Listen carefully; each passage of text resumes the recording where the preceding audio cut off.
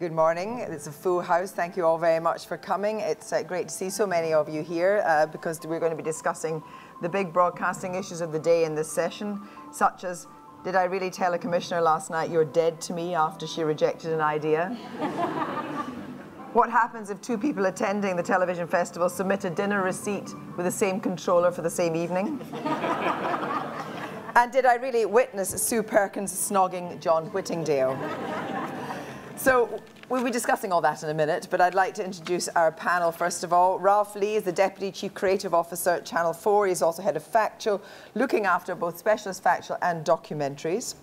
Chris Bryant is the new Shadow Secretary of State for Culture, Media and Sport. He's also a biographer, and for 2 years, from 1998 to 2000, he was Head of European Affairs at the BBC. But the most important thing to know about Chris is today is the day he will hear whether or not a publisher is taking up his first novel. And on the far right here, but not politically, is Philip Davis. Division. The Conservative MP for Shipley and a member of the Culture, Media and Sport Committee. He famously had a spat with Jon Snow in the Channel 4 building when he suggested he was too left-wing and should retire. Surely that's not true. He also said that brass bands lose out to opera on the BBC. Jane Turton is the CEO of the Super Indie All3 Media, where she's worked for 7 years. She was appointed after a global search, which makes her one of the top women in the world in media.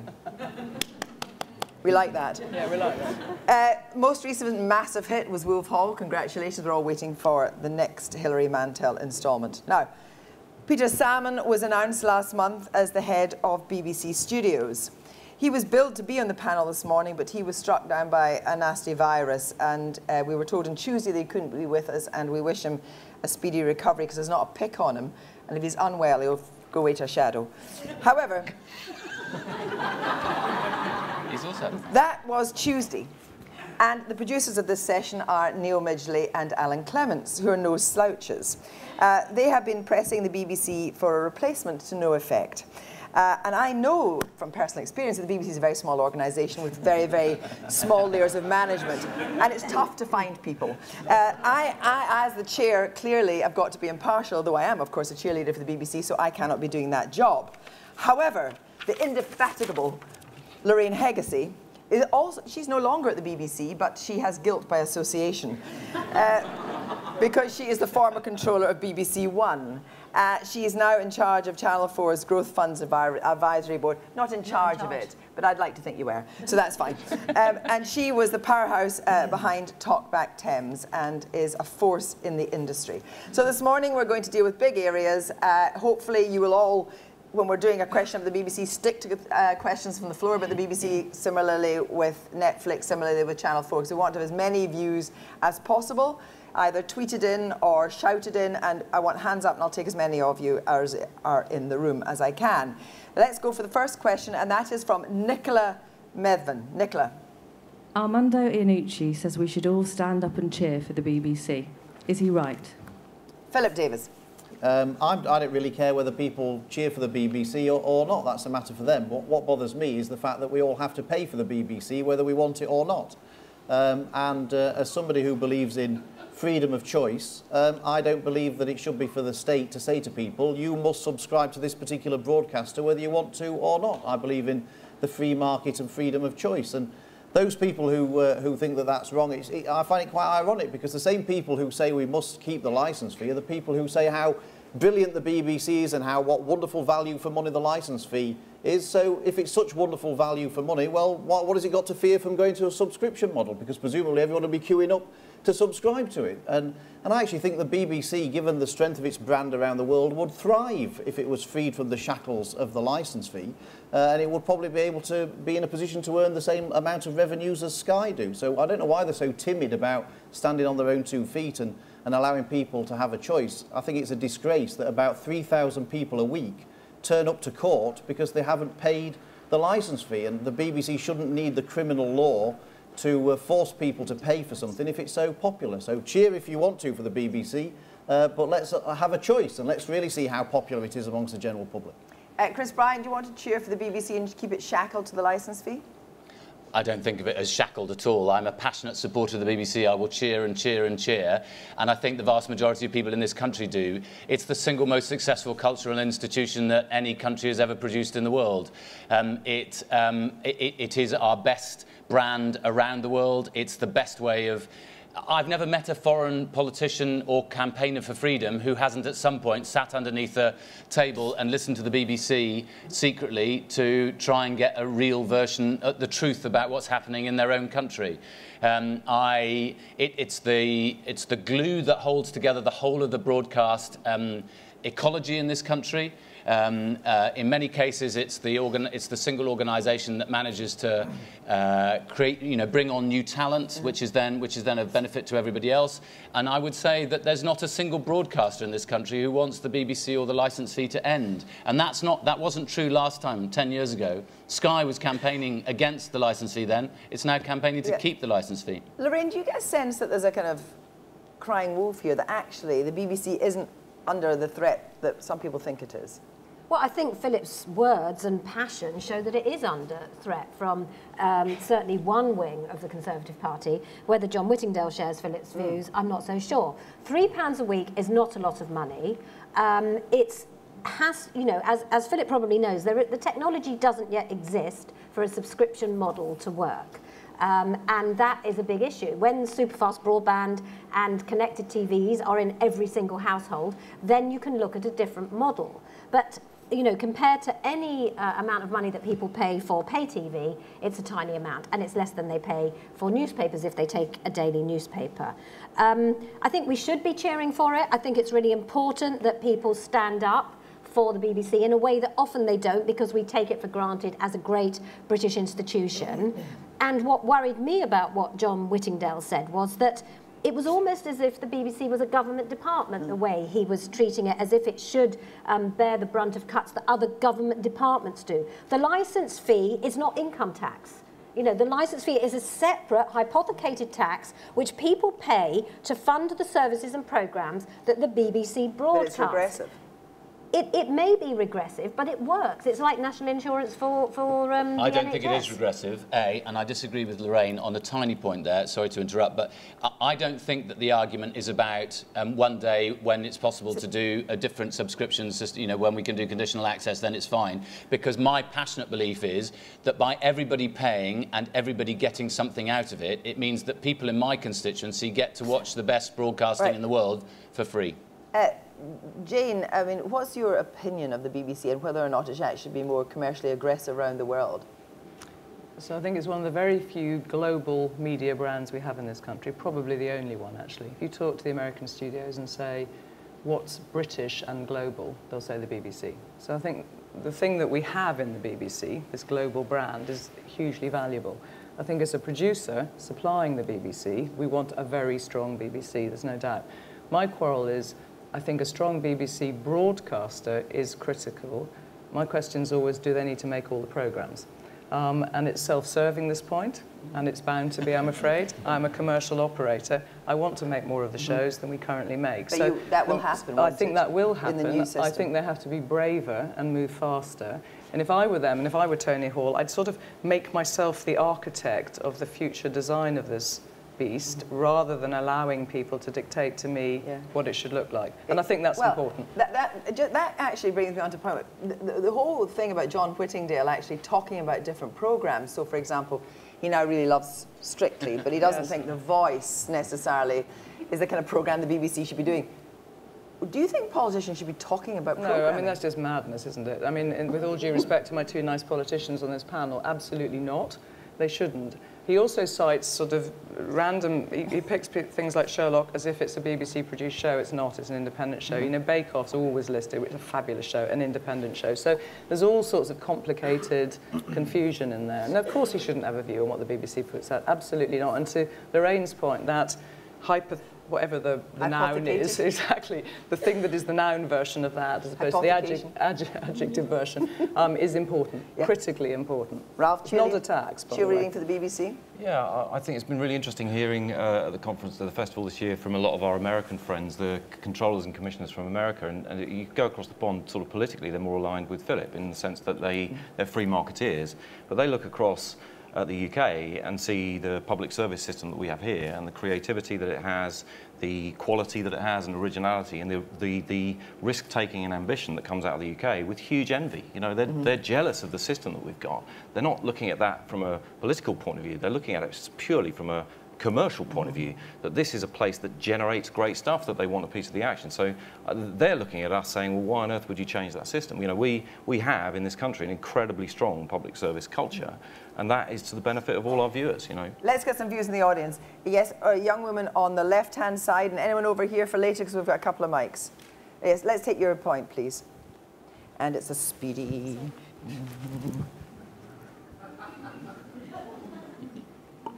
Thank you for calling me young, Kirsty.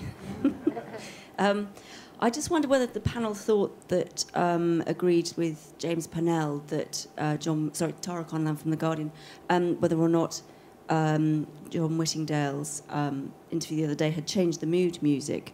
And also I wonder what the panel thought that the BBC should do to win the minds of the government, which is the other thing that was mentioned yesterday by Purnell, that they have to win the minds of the government. So how do you win the minds of the government, Lorraine?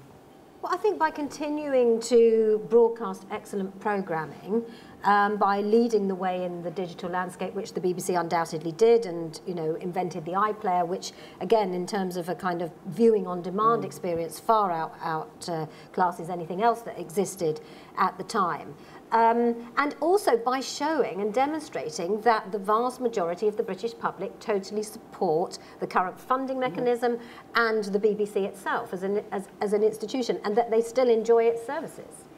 Presumably, though, you're not for turning.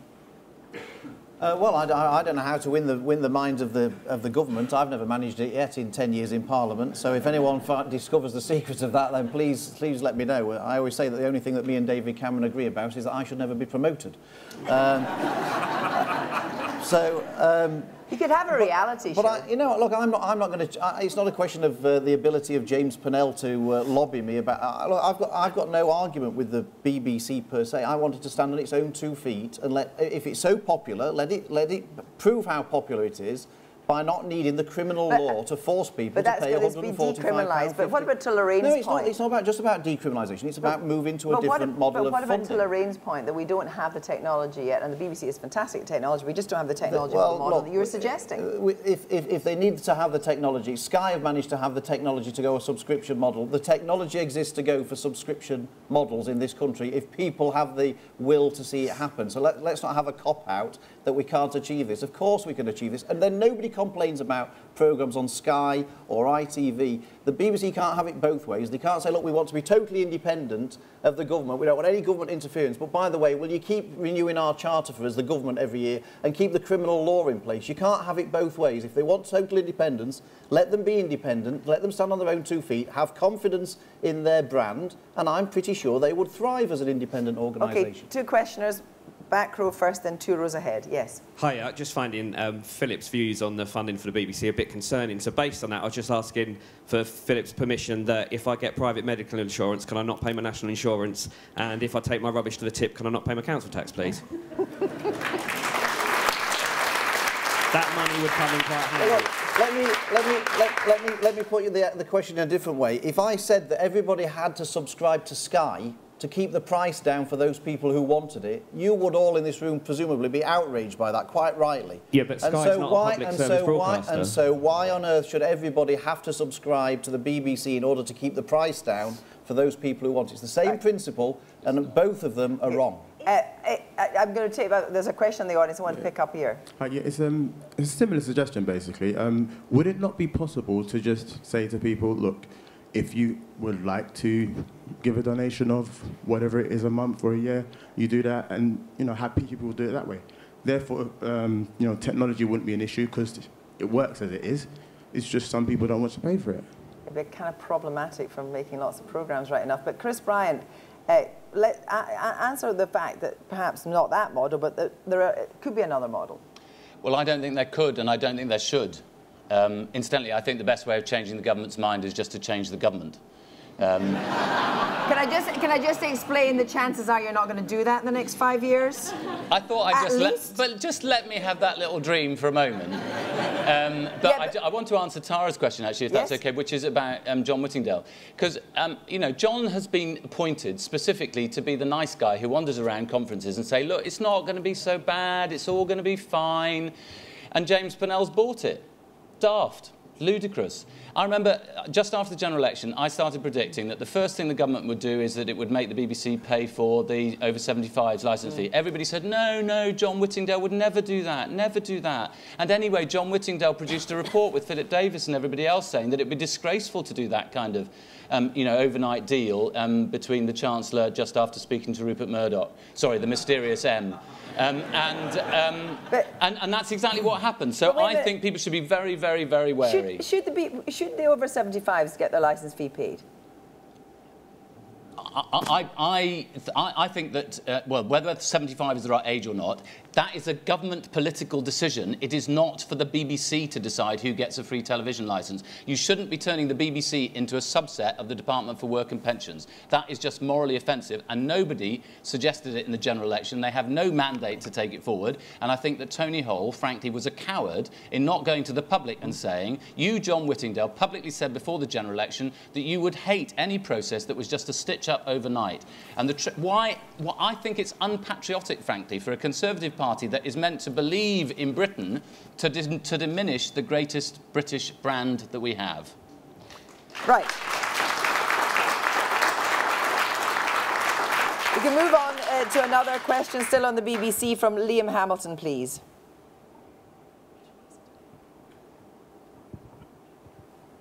Thanks, Kirsty. It is, as you indicated, a shame there's not a formal representative of the BBC in the panel, but I'd still be rather keen to hear the panel's views on what Nicola Sturgeon, First Minister, suggested yesterday of a new television channel for Scotland and indeed a new radio channel. Jane? She certainly said new radio channel. I'm not sure she actually said new television channel. She said she wanted £75 million more for Scottish programmes, I think. Anyway, unfortunately, the point, that's not very much. No, exactly. That was the reaction. I have a different plan, actually. I think we should ask Nicola Sturgeon to become the next Director General of the BBC. She's transformed British politics. She can now, I mean, genuinely, we need a strong BBC leader who tackles the Scottish issue. The portrayal is more of an issue almost than the thing she was talking about. She was talking about programmes, sort of current affairs type shows, news type shows for the Scottish people looking out. I think there's almost an issue now about the portrayal of Scotland in mainstream British programmes, actually. Well, you need a Nicola Schindler based in Glasgow making shows with Glaswegians in. I mean, when did we last see Taggart? And I'm not being facetious. It seems to me there is very little Scottish content in the prime-time schedules across British television generally, not specifically BBC. She did actually call for a television channel. Did she? Did actually. So, Lorraine, what do you think the chances of that would be? And will it be a good idea? I think there are lots of issues that have been thrown up by the nationalist vote in Scotland. And actually, I always thought that the BBC should have had a Scottish Six.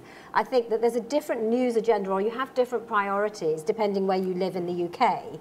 And to have one unified news service that serves the whole of the UK just doesn't really work. And I would say a simple and one relatively quick fix, in the same way Newsnight does, you know, a Scottish edition, would be to do... to do a Scottish Six. I think in terms of building a creative community of independence, it's interesting what the existence of S4C has done for the independent sector in Wales. There are lots of small independent producers producing Welsh language programming who then grow into bigger companies producing for the wider networks. And in a way, Scotland has lacked that. It's lacked a kind of nucleus around which creative talent can grow. So some kind of devolved budget, I think, would be a good idea. Ralph? From Channel 4's point of view, you know, we've had our targets for nations commissions from spend from 3% up to 9%. So we're producing a lot more programming out of Scotland and out of Wales and Northern Ireland. And I think it's really important, as Jane says, that our programming, whether it's made in Scotland or not, or in the nations or not, reflects the whole of Britain. Do you do enough that actually reflects Scotland within that 9%, or are you just taking commissions that are not necessarily Scotland-based? No, there are quite a lot of examples of London indies making programmes about, you know, Murder Trial was a brilliant you know, Scottish story made by a London indie, won a BAFTA, won an RTS award. Jane obviously missed Scrotal Recall, one of our recent Glasgow-based comedy dramas. What about what Nicola also raised last night was she said that basically she didn't think there was any institutional bias in the BBC when it came to the referendum, but she thought the two campaigns hadn't been treated equally. Chris Bryant. Well, I'm going to take the kind of requirement earlier that politicians shouldn't tell the BBC what programmes to make to heart, because I think it's an important one. But even more importantly, I get a bit...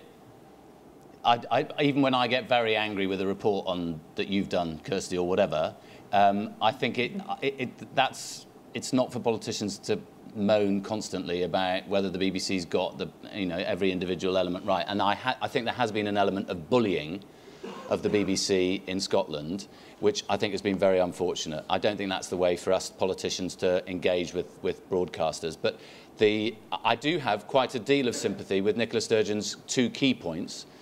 One is, in a sense, in relation to the Scottish Six. I always thought there should have been a Scottish Six myself. And secondly, which is about the amount of spend in Scotland. Because, of course, the BBC needs to hold a mirror up to the whole of the United Kingdom, and it doesn't often feel as if it does that outside London and the South East, or outside the M25, or in Wales, in Scotland, outside Edinburgh and Glasgow, and so on. You talked about what's happened in Wales. I mean, the idea, presumably, from Nicola Sturgeon wouldn't just be that there would be a dedicated channel for Scotland, but would also for Northern Ireland and Wales. I mean, the trouble is it's incredibly expensive. And I think channels are difficult. That's why I'm very hesitant about that. But in Wales, for instance, a lot of money is spent on Welsh language programming, but next to nothing on English language programming that reflects Wales, which is what the vast majority of people spend. And when you're really looking at diversity, the fact that, I don't think the BBC could make a British Empire. I mean, the TV series, if you see what I mean. Oh, Freudian. Philip. My inclination is that there shouldn't be a separate channel for Scotland. And I think people are getting rather sort of overwhelmed by this. Nicola Sturgeon needs to just calm down a second and remember that people in Scotland did actually vote. I think that calm down's got to echo something that was said in the chamber. It did. Let's not get ridiculously politically... I know we're at a media thing, but let's not get ridiculously politically correct. I think she needs to... You've just been patronised as well now. I just think... Let's just continue to patronise women. Oh, for goodness sake, I mean, it's absolutely ridiculous. Really, absolutely ridiculous. She just needs to steady on. I don't know what was the appropriate phrase in the politically correct world for it, but she needs to remember that people in Scotland voted to remain part of the United Kingdom. But they also returned at Westminster. But they voted to stay as... slew of SNP MPs. They did, but when it came to the crunch as to whether or not Scotland should stay a member of the United Kingdom or be independent, people in Scotland voted to stay as part of the United Kingdom, and therefore the consequence of that is that we stay part of a United Kingdom and we have British programmes, and I'm sure the BBC are more than capable of providing the relevant news for the whole of the United Kingdom that is of interest to people that emanates from Scotland. Yes, gentleman in the pink shirt. It's very interesting you say that, but I think it's overwhelmingly clear that we need a Scottish channel. Question time comes from the BBC Scotland budget. It's very rarely made in Scotland. And most of last year, during the referendum, there was not a single SNP representative on the panels in most of the programmes. That itself shows that there's a problem in representation. And on cost, BBC4 spends about £35 million a year, so it's perfectly capable, after BBC3 closes down, that we could use that to have a Scottish channel. Any other questions on that just now? OK, well, thank you very much for that contribution. We are going to move on to the next question. It comes from Chris Curtis. Chris Curtis, over there. Hi. Does the panel believe that a Channel 4, owned by a US media giant, could fulfil its PSB remit as effectively as its current model? Oh, I think that'll be you, Ralph. Well, I mean, first, it's important to remember that Channel 4's ownership is not under review, as John Whittingdale reminded us the other day, and Ed Vaizey is on the record as saying that, there is not a plan to privatise Channel 4. But at the same time, they did say never. So it's a question that we have to be prepared to answer. Now, the question is, and he also stated the importance of Channel 4's remit and that Channel 4 is currently delivering well to its remit. So the question is, can we continue to deliver the remit as we do now, if under different ownership and if we've got to deliver profit? But you're not suggesting, presumably, that an American owner wouldn't be able to deliver the remit? Well, what I'd say is I've worked for a commercial PSB. I had a similar role at Channel 5, and so I know firsthand what the difference is to work for a non-profit PSB, where day to day you live the remit. The remit of Channel 4 is to make risky, challenging, difficult, provocative programmes, give voice to minorities. With high audiences? If possible, where possible, Can but I not just always. We explain, don't make things just for the, just for high audiences. 2014, the viewer share dropped lower than 1984. But all the senior people in the organisation got their full bonuses. Well, can I finish the point about privatisation? Because that's a whole other issue, and our share this year is extremely healthy, thank you. So, but the point about privatisation is, can you continue to deliver that remit while delivering profit? And I would say it's not just about the number of arts programmes, the number of news programmes, the number of first-run drama that you put in the schedule. It's a much more complex thing about the chemistry and the purpose of the organisation. And at Channel 4, we live and breathe the remit, and that risk-taking goes into things that then start to look very commercial. So if you take, for example, Gogglebox, which one of Jane's companies makes brilliantly for us, it now looks like an incredibly commercial property. It's a very successful, high-rating programme on Channel 4. It's made in 100 and something countries around the world. It's an enormously, valuable export. At its outset, it's an incredibly risky, perilous creative process to create a thing like that. And having worked at Channel 5, I can tell you day to day that's not what you do. You don't lead, you follow. Well, Jane, let's ask you about that then. So basically, because you are head of a huge commercial set of companies, do you think without Channel 4 risk-taking on Gogglebox, you would have ever had a taker? No, I think Channel 4 at its best, when it takes risks, and it still buys off paper, which is unusual, and you certainly don't find that in most American broadcast operations, is brilliant. It is a phenomenal asset to us as producers, having someone who's willing to take a risk and buy stuff off paper. But you are owned by a massive American company. And so I can't sit here as a hypocrite, can I? Investment is good, and I genuinely believe investment, wherever it comes from, is a good thing in any industry sector. It just is. So it's a difficult one, but I think it's not about, I don't know what remit means in this sense. It's not about the PSB remit per se. I think it's what Ralph was touching on, which is a not-for-profit organisation funded by commercial airtime sale is very different from a for-profit organisation with shareholders who expect growth. So I think we have to be incredibly alive to the risk that the change, if there were to be such a change, would change their appetite for risk, which is the thing we must protect. Lorraine. I think it would affect the culture of Channel 4, which is a very precious thing. I mean, we've been talking about the BBC. We have two very significant cultural broadcasters within the UK that are, if you like, free from the profit motive, which inevitably brings a different set of priorities and circumstances with it. And we've got plenty of profit-orientated broadcasters, so we don't lack those either. And I think that what would happen is Channel 4 would probably end up spending less money on programming because they would have to deliver profits for shareholders. They are unlikely to generate more revenue in the current broadcasting landscape. Maybe a commercial operator would bring in some efficiencies, I don't know. So in the end, the creative sector in the UK, the independent production sector, would be the poorer for that. Philip. No, I disagree with all of that.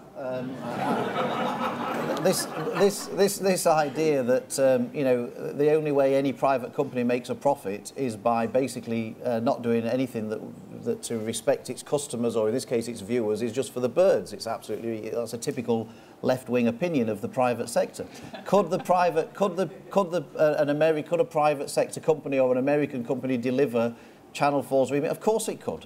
Of course, it could deliver that. If that's what it was. So envious of our if that's what it was. Why is their system not innovating in the way that ours is? Well, you seem to Channel 4 have always taken an awful lot of American programmes. So we take very few American programmes. Why Channel 4 historically has taken very many. In fact, it actually gave lots of American programmes their first airing in the UK. We take very few American programmes. Very little of our budget. Most of our budget by far is spent in the UK. Historically, Channel 4 we innovate programmes and we export programmes. That's the point. They envy what we do do. They buy what we do, they reformat what we do, they change what we do, and they put it on their air. We don't do that which is the other point, is maybe you're just selling yourself too cheaply to the Americans.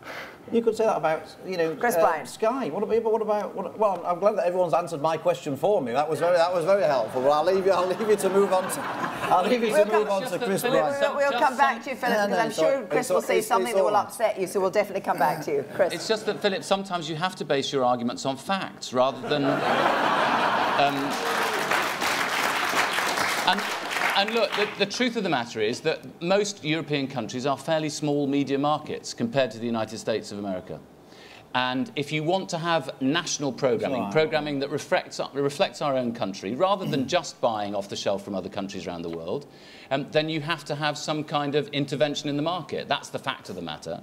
And I think our mixed ecology of entirely publicly funded and non-publicly funded works, I'm going to come specifically to Channel 4 now, which is that I think the public service remit that it has of providing something edgier, naughtier, more surprising is a really important one, but bound into a commercial understanding of how it's got to sell itself.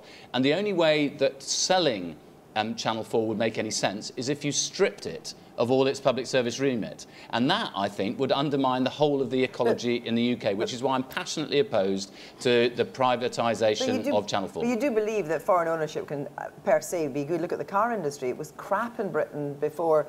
You know, we've got some huge, brilliant foreign ownership of the car industry, and it thrives in Britain. So it's not presumably. Yeah, and look what it's done to the Sun and the News of the World, and you know, I don't think foreign ownership is always good. I do, and in particular, I think, you know, in the United States of America, for instance, you can't own a newspaper unless you have American citizenship, which is why Rupert Murdoch pretends to be American. Unlike the car industry, the British broadcasting industry is not crap. It's actually thriving. Exactly. It's actually doing really well. It's generating lots of original shows that sell around the world, and that is largely because of the BBC and Channel 4. Philip. Well, the argument that the only way you can have public service broadcasting in the UK is to be state-owned is just a nonsense. ITV do lots of ITV. Well, that's what you are saying. You're saying that the private sector couldn't deliver on the remit. Of course it can. No. ITV does some great public service broadcasting. It's thriving under the leadership of Archie Norman, my old boss at ASDA. He's doing a great job. Sky Arts does a great job. It's a very commercial organisation, Sky, but it does a great job in terms of producing public service broadcasting. But Sky has twice as much money every year as the BBC. Chris, I don't know why you're incapable of just listening and not interrupting somebody. Try listening, you might learn something for once. Well, if you actually listen, then you'd learn something. OK, boys. Finish your point, and then we'll take the floor. Well, my point is that you can, of course, a private company can deliver a public service broadcasting remit. It happens all the time. Right. So, questions from the floor on this? Yep. You're all stunned into silence by that tirade. OK. On the question of ownership, though, you could see some other model for Channel 4, couldn't you? Well, you could, but as Ralph said, it's not on the agenda at the moment, so I don't think we should put it on the agenda. You don't think it's on the agenda at all? You don't think that there is a whisper around about it? Well, I mean, I think far more what does seem to be on the agenda is the sale of ITV. You know, that's what everybody's talking about. Who's going to buy ITV? Is it going, you know, clearly Archie Norman and Adam Crozier have done a wonderful job in making the company much more profitable. They've been on a spending spree, you know, buying production companies so that they've got alternative revenue streams. There are all sorts of rumours about whether that's going to be an American company, will it be a European company? We'll be presumably waiting for a bid. Jane Turton, what about that? Let's talk about ITV. Yeah, well, Lorraine's right. I mean, it feels like it is being presented in a rather beautiful light for sale, doesn't it? It's much stronger. The balance between advertising and production revenues, I think, is much more equal, and that's what they were setting out to do, and have been doing so since Michael Grave was there, actually, and I think have got there, probably, to the target that they'd set. What about ITV?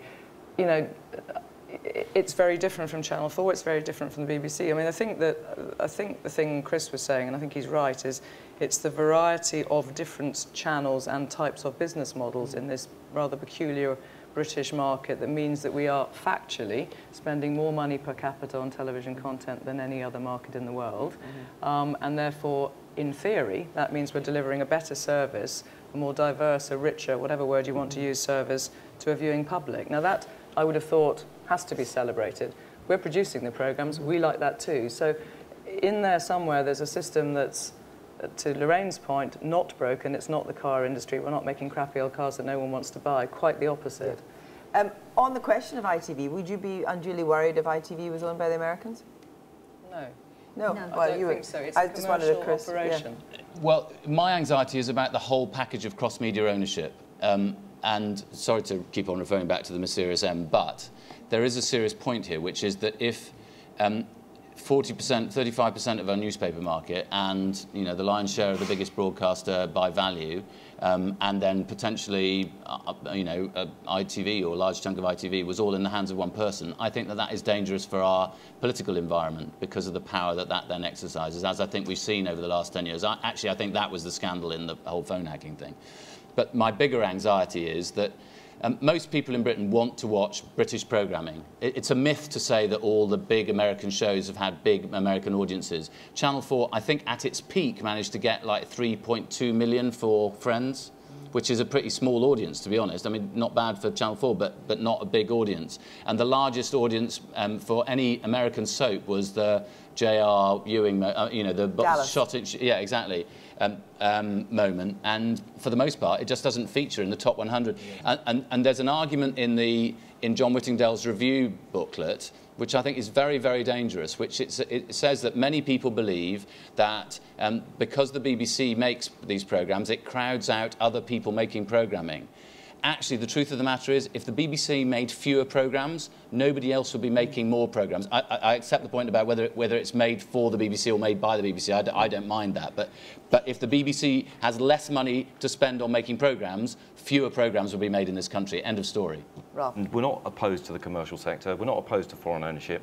The point is, our broadcasting system has a very particular ecology, and it's to the benefit of both the viewer and the economy, you know. And so if you interfere with that, if you start to undermine that for ideological reasons, you really risk actually completely counterproductive. We're not the car industry. You know, we're a cultural and creative organisation, a cultural and creative sector, and that works and operates in a really different... It's very different making television programmes and making programmes of cultural impact than making cars and making, you know, and running Asda, frankly.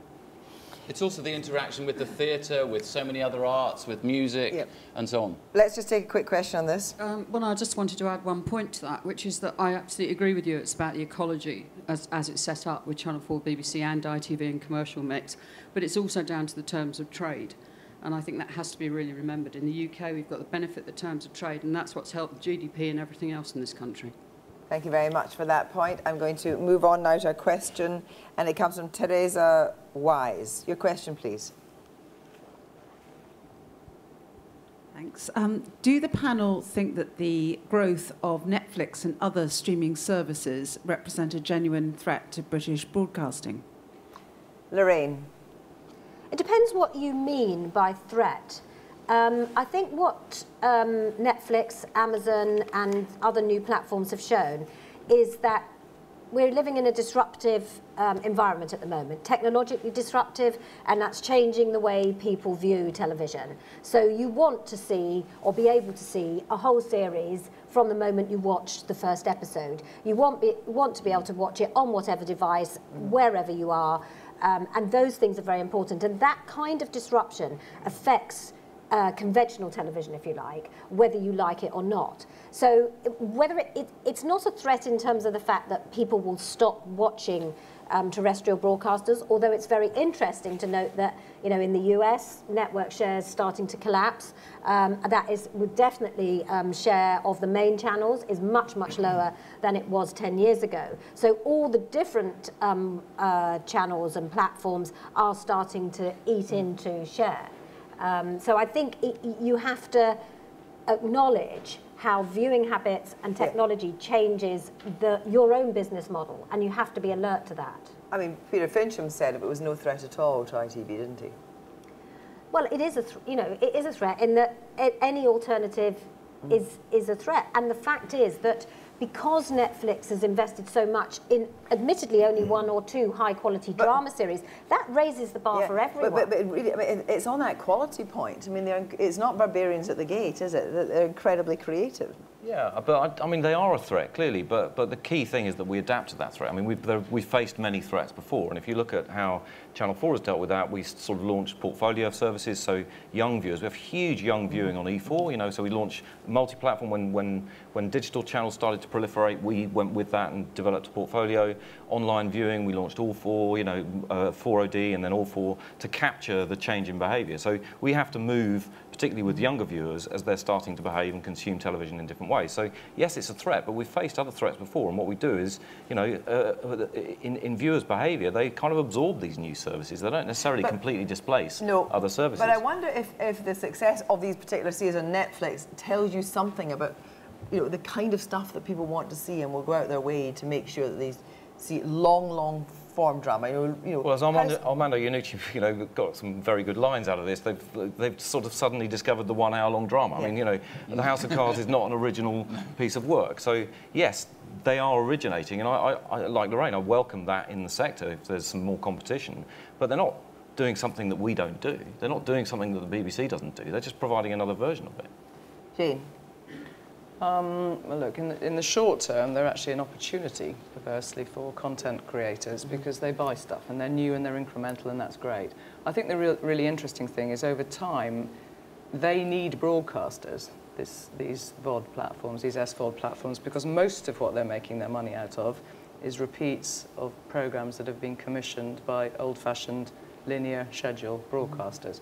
So I think that's interesting. Most of what they're doing is not commissioning Andy Harris to make The Crown. Most of what they're doing is actually putting out our shows that have already gone out on ITV or BBC or Channel 4 on their services. So I think I think Peter's point presumably was that there is a solution to all of this which has all of these people continuing to be there and thrive in the future. What isn't entirely clear to me certainly is I think there's one big risk, which is I think the bigger people will do better in that world than the smaller people. And this media market that we live in, particularly in production, has always had a fabulous mix of small, medium and big companies, people who could make very peculiar projects that are really niche, and people who can make big fat commissions about the Queen.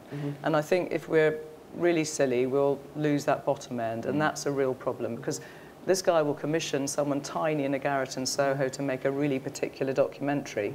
I suspect that's the risky area, because I'm not sure how that works in Netflix in quite that way. Philip? My instinct is that not necessarily. I don't think it necessarily is. I think, as you've seen, a massive increase in the subscribers of Netflix hasn't come at the expense of people watching traditional broadcasters. So it would indicate to me that it's not one or the other. And whether it's a threat or an opportunity, it is in some respects irrelevant. It's a reality. And therefore, I think the onus is on broadcasters to see what opportunities there are and to maximise the opportunities that arise from it, because it's not going to go away. But I don't think it necessarily, just one doesn't necessarily lead, the growth of one doesn't necessarily lead to the demise of another. What do you take, Chris Bryan, to Jane's point about that whole mix of ecology of small, medium and large as what might be under threat? I'm not so sure. Many years ago, I wrote John Burt's speech on Digicopia. I didn't invent the word Digicopia, somebody else did that, but I wrote the rest of the speech. And where is that word now? Yes. Well, that was the word that I didn't add. But it was quite sort of seminal speech at the time, because it was a big sort of statement that the whole world was going to change in the next 10, 15 years, and it hasn't. I mean, that's the point I'm taking. It's not been quite as far. You know, linear channels still remarkably successful. Still, you have people carrying on from watching one programme to the next one quite a lot. And strangely, you know, big appointment television now means that you can gather an audience by watching it at the time that it's broadcast, but also then people watching it on iPlayer and all the rest of it. So I'm not so sure that the world has changed quite as fast as it might have done. I think there are some challenges for us. I think that for broadcasters, the biggest one is I went on to whatever the Channel 4 iPlayer is now called. What's it called? It's just changed its name, hasn't it? All four. Hilarious. And it's and I watched a box set. I watched North Square, and I realised basically I was watching Silk. Because it's exactly the same, only 10 years apart. It's all the same cast as well. I mean, it's quite, and the same plots. It's quite remarkable. And Doctor Who's the same. And I mean, it would be nice if a Poldark. I mean, what else are we going to get out of the back catalogue? Can we not come up with something new? New writers, new dramas. I'm going to talk about that in a second, but just talk about consolidation, because you're worried about consolidation as well, aren't you? Consolidation in indies, well, I think, as Jane said, an important part of the production environment has always been that we have very small indies, and how we continue to create an environment where they can flourish in an age of mega indies, really. We've gone beyond super indies to mega indies now, many of which are owned by foreign owners. Is that okay, though? Is it okay to have every super indie owned by a foreign? Not everyone, but does it actually matter? Not necessarily, but what matters is that we continue to fund the talented producers who want to set up the one-man band type indies, out of which, you know, a whole generation of great programming has come, and that's why, you know, the Channel 4 Growth Fund, on which I sit, was set up in order to provide seed corn. I mean, Jane herself provides seed corn for some of these companies, but usually tends to buy companies that are already successful. And it's how do we create that? Now, you know, Sarah commented on the terms of trade. They are going to be critical, particularly for that group of small companies who turn over, I don't know, maybe 1 or 2 million rather than hundreds of millions. And what's going to happen to the independent quota? Because there are now so many consolidated production companies that there are hardly any qualifying indies left for this 25%, which all broadcasters have to, or PSBs, have to commission programmes from that 25%. So how we're going to make sure that we protect that, I think, is an interesting question. Ralph? I'm glad that Chris is enjoying the box sets on All 4, but if he'd explored a bit further on All 4, he'd also find that we're commissioning quite a lot of original short form on All 4, which is small, often brought small micro indies in Northern Ireland and sort of tiny garrets in little places, not even in Soho, well outside the confines of the kind of media village. I've watched all of them. You've watched all of them? That's brilliant. Do you actually do any politics? Yeah. And people have been asking that for a very long time. These are both delivering our remit for new and diverse voices, but they're also helping us sort of, you know, grow the grassroots. You know, these are people who are getting their first, and it's no longer the case that you can only, your first rung on the ladder is a thing on network television. You've now got lots of other opportunities to make content, and we're trying to publish as much of that content as possible to give new people an entry point into the market. So the ecology continues to be healthy as long as people are entering to it at that level. Yes, question from the back. Yeah, hi. It's Laura Mansfield. I'm Chair of PACT and Managing Director of Outline Productions, a small indie. I just had to sort of step in there and correct what Lorraine had said, that there are hardly any small indies left. I do absolutely agree that we need to protect the indie quota, but actually what we're seeing as a result of consolidation is more and more new emerging indies coming out of consolidated companies. People are being encouraged to set up companies, whether they're doing it with their own financing, whether with seed corn financing from other larger groups. And actually I think there are real positive benefits of consolidation in that we're seeing a market thrive. I think what's important is going to be the protection of those small and emerging indies so that they're going to be able to make more work. So I suppose my question to the panel is how can we make sure that we are protecting small and emerging indies? Well, let's ask, but first of all, on that point, Jane, Lorraine's point to you is that rather than seed corn for new indies, you tend to pick up established indies. Should you be doing more in the seed corn for new ventures? No, but to be honest, we do roughly the same amount of both. We love starting people up. We like taking risks on baby indies because... And you're looking for more just in terms of the people in this hall? We see people every single week who want to do it, and we put money into them. And it is the most...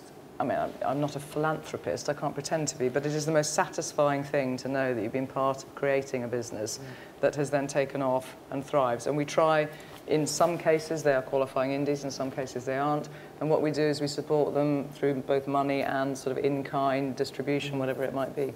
The Growth Fund, I mean, at the moment, I don't know how much it is in the Growth Fund. 20 million. And that's your starter budget. I mean, presumably you're going to try and increase that. Yeah, but we haven't spent all of it yet. And again, you know, we are backing tiny weeny startups, so it's a risk fund. And again, this is another benefit of the way Channel 4 is funded, really, because you know, they will put all their profits back into the creative sector in one form or another. But let's the broader question about how do you protect and nurture indies, and Ralph. Well, we have to continue to commission from them. It's as simple as that. We've got to give them business. It's not much harder than that, you know. And as I say, whether it's short form, you know, last night at 9 o'clock on Channel 4, peak time, terrestrial television, documentary made by a tiny Indian Northern Ireland. You know, we do that week in, week out. Monday night this week at 10 o'clock, Muslim drag queens made by Swan Films, a tiny little indie. You know, these are the kind of creative buds of the industry that we nurture. My anxiety, incidentally, is not about foreigners being involved in the process at all. I haven't got any problem with that. That's not my issue at all. My issue is just about television tends towards monopoly. Because it's very expensive to make 1 hour of programming, and it's expensive to show it to 500 people, but it's not much more expensive to show it to 550 people or 1,000 or 5 million or whatever. There is that tendency also, I think, in independent production for all sorts of different reasons. And if you lose the variety and diversity of voice in that process, that's my real anxiety. And the truth is, I'm sorry to hark back to this, but the numbers of people from BAME community in broadcasting in this country is pathetically low, and it's going in the wrong direction. Now, whatever element of our ecology has allowed that to happen needs to change. Yeah, this panel, hey. Yep. Philip. Well, I think everyone's somebody. Well, it's just a question of commissioning people. I mean, I think the small independent production companies do a great job, and I think it's the responsibilities on organisations like the BBC to find them, and for those indie production companies to keep producing great stuff. And I think there's a mutual interest, therefore, in both looking after each other. Question here. I mean, sorry, Jane. On the Muslim show, the drag queen show you were talking about, for example, we've put funding in to that company, Swan, to allow them to take the risk across a year's worth of production against distribution, for example. So what's happening behind the scenes is actually much more complicated and sort of interwoven than I think it may look like on the surface. We've got no shareholding in that company at all, but we are absolutely backing them. But in terms of, I'm interested in that for Swan, for example. Did they have the expertise to, I mean, do you help them try and do this kind of deal? No, we give them the money. They make the show. It's nothing to do with us. To the variety of voice point. Yeah, exactly. It is really important these companies are run with complete autonomy creatively. And to Chris's point, I can speak to the other side of the fence. You know, Jane runs a sort of super indie group, but it's not a monoculture. You know, the people who come into our office every day work for very different indies with very different sort of, you know, cultures and tastes and preoccupations. So it might be American owned, and, you know, the spectre of American ownership hangs over those kinds of sort of conversations, but actually the day-to-day experience of working with them is much more diverse and much more variegated. You only get a couple of minutes, so fire away. Just a point. I think the ownership question is hugely important. The idea that it doesn't matter who owns the broadcasters, it does. Because if the broadcaster is going to reinvest investment, I take a simple question. The Rank Film Library was sold to Canal+. It's now making lots of money for a French company. Yet it was all paid for and invested in the UK.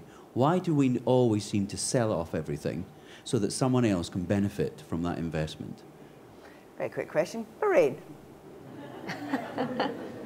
Well, I think, you know, British companies could bid for these companies too. And the sad fact is that on the whole they don't. I mean, ITV has bought a lot of production companies, that's true. Obviously, you know, there's the suspicion that that's part of a fattening them up for sale process, and we don't know where that ownership would end.